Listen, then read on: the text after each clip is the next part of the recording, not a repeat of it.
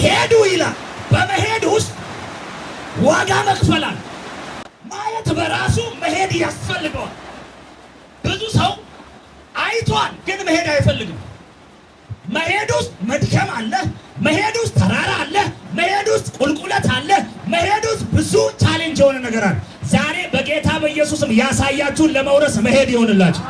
ብዙ ሰው ያየው ነገር እግዚአብሔር በሕይወቱ እንዳያደርግ መሄድ አይፈልግም።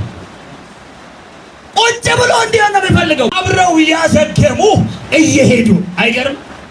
እያወሩ እኮ እያዘገሙ ካለ ዳገት ነው፣ ድካም አለው፣ አሰልቺ ነው።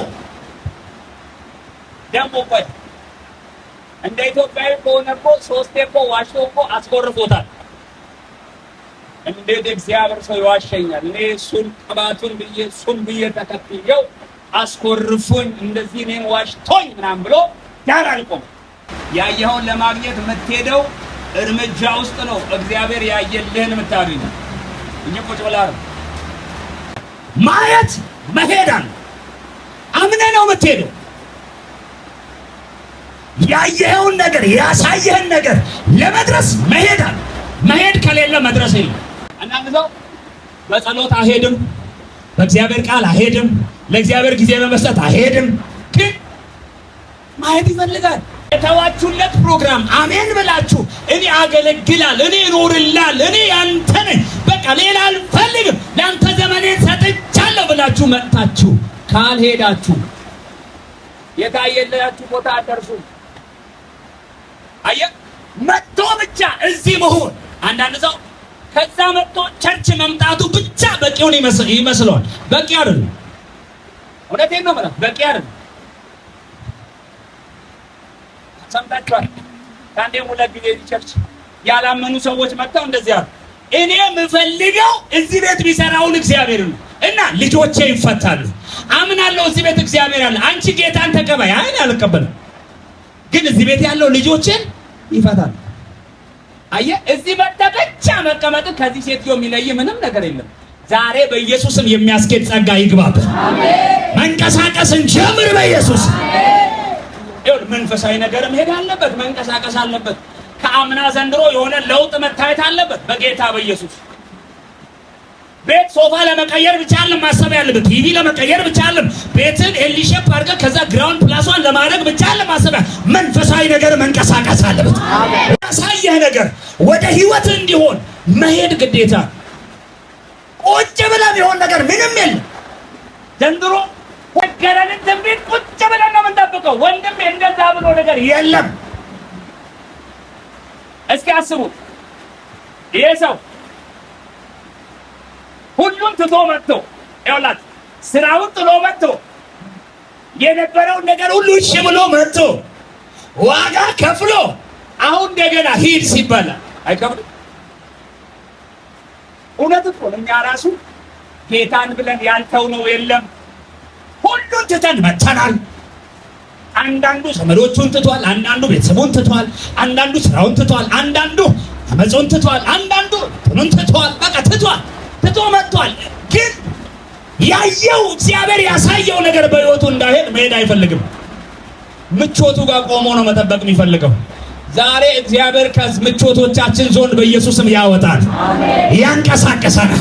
ኤልያስ ላይ ያለው ቅባት ከባድ ነው እንደምታውቁት።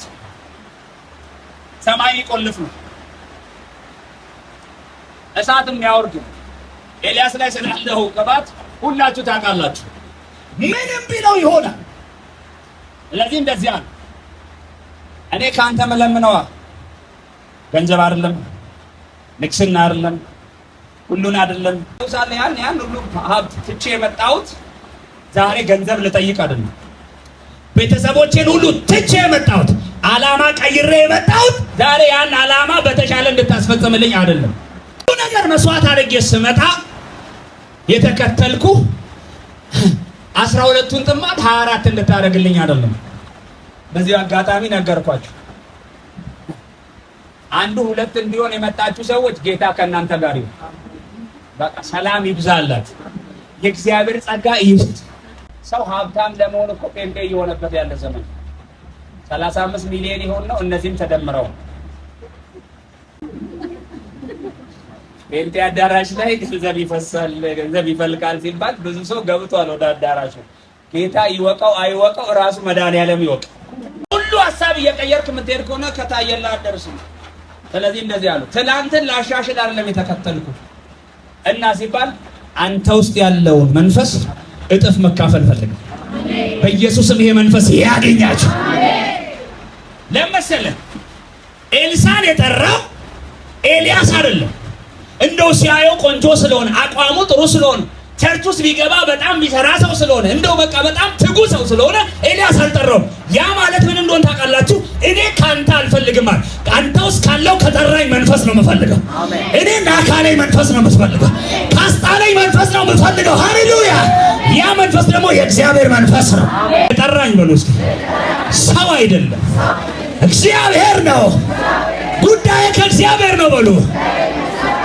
ይኸውላችሁ እግዚአብሔር በሰው በኩል ጠራችሁ እንጂ ጠሪው ራሱ። ስለዚህ እግዚአብሔር በሆነ ነብይ በኩል በሆነ ሐዋርያ በኩል በሆነ ሰው በኩል በሆነ አገልጋይ በኩል ሐሳቡን መጥቶ ነግሯል። ከሱ ጋር ጉዳይ የለም።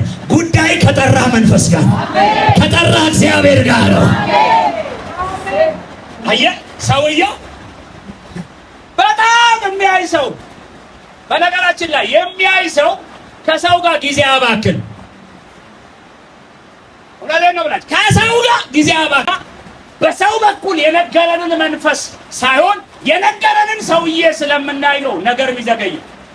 ከሰውየው አይነን አንሳና በሰውየው ሆነ የነገረን መንፈስ ግባና በርከክ በል። የነገርከኝን አምጣው በል። ተዘጋጅቻለሁ። ኢየሱስ ያድናል።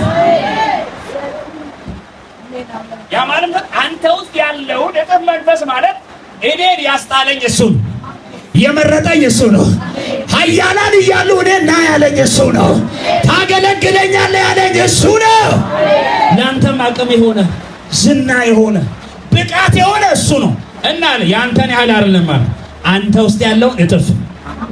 ኤልያስ እንደዛ ነው የፈነከው። ሃሌሉያ! ጸልይላለሁ አላለው። ጸልዮ አላመጣውማ። እኔ ያለው ብሎ አላመጣውማ። ተመርጦ ነው የመጣው እሱ። አስቸጋሪ ነገር ለምናለሁ። የዚህን ኃላፊነት እኔ መውሰድ አልችልም።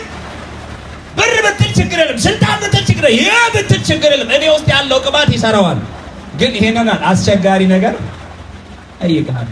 እኛ ውስጥ ያለውን የእግዚአብሔር መንፈስ እኛ ለምንፈልገው ፐርፐዝ አናውለው። እኛ እሱ ለሚፈልገው ፐርፐዝ እንውላለን እንጂ። በጣም ብልህ ሰው ነው ኤልያስ። ምን ችግር አለ ብሎ ሊጸልይለት አልፈለገም። ለምን? በኤልያስ ውስጥ ያለው የእግዚአብሔር መንፈስ ኤልያስን ይመራዋል እንጂ ኤልያስ መንፈሱን መምራት አይችልም። ስለዚህ እንደዚህ አስቸጋሪ ነገር ጠይቅ እና እኔ ስወሰዳ እኔ ስጨርሳ እግዚአብሔር በእኔ ያለው ሲጨርስ ብቻ ይሆንላል። ኢየሱስ ያድናል። ለምን ተቃል? ይሄ ነገር የሚሆነው ከኔ ዘንድ ሳይሆን ከእግዚአብሔር ዘንድ ነው። ያንተ ጥያቄ መልስ የሚያገኘው ከእግዚአብሔር ዘንድ ነው። ከጠራ ዘንድ ነው። ከለየ ዘንድ ነው። ስለዚህ ዛሬ ሰው ላይ እየታረጋችሁ ሰዎች አንሱ እይታችሁን። እውነቴን ነው። አየ እንደዚህ እያየ በዚህ ያለውን ማወቅ አትችልም። እንዲህ አይተህ ነው በዚህ ያለውን ማወቅ የምትችለው። ወደ ኋላ ብትዞር እኔ አልታይህም። ስለዚህ ብታይ ይሆንልሃል ብዬ ስል ብዙ ሰው ከእግዚአብሔር ፕሮግራምና አጀንዳ ከምንጩ አይኑን አንስቶ ሌላ ጋር ነው ያለው እና አልሆነም ይላል። አይሆንም። አየህ እስኪ አንድ ነገር እስኪ ዝም ብላችሁ አስቡ። ያን ሁሉ ሀብቱን ጥሎ መጥቶ ባሪያ ሆኖ አገልጋዩ ሆኖ እጅ አስታጣቢ ሆኖ ይሄ ሁሉ ነገር ዝቅ ብሎ ያ ሁሉ ዘመን ከሱ ጋር ተንከራቶ ብታይ ይሆንልሃል። አይከብድም? እግዚአብሔር ዛሬ አጨራረሳችንን ያሳምረው። አሜን። ክርስትና ሲጀመር አይደለም ችግሩ፣ አጨራረስ ላይ ነው። እግዚአብሔር አጨራረሳችንን ያሳምረው። አሜን።